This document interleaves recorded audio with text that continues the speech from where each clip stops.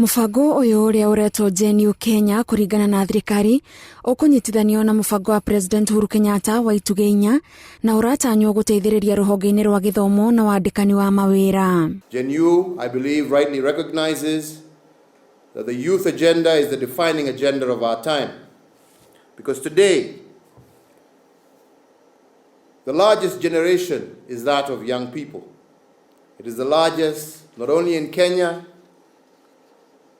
but it is the largest in the world. Oho mufango uyu ni ukunyitanira na honge itari cia githirikari, honge cia kimabũrũri cia gukombithania mbeca, undu umwe na igithia kiumbe gwethera andu ethi miaramano. We have further put in place mechanisms to support the survival, growth and productivity of micro, small and medium scale enterprises.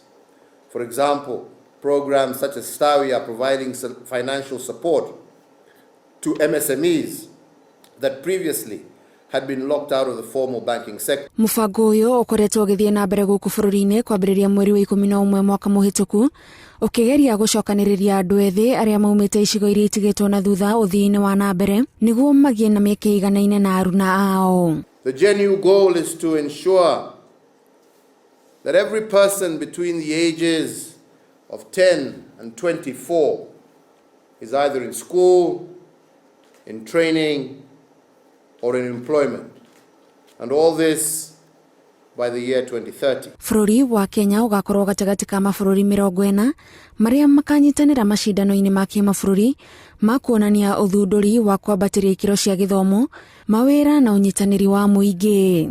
Handu-ini ha Inooro TV, njitagwo Gathoni Wanjihia.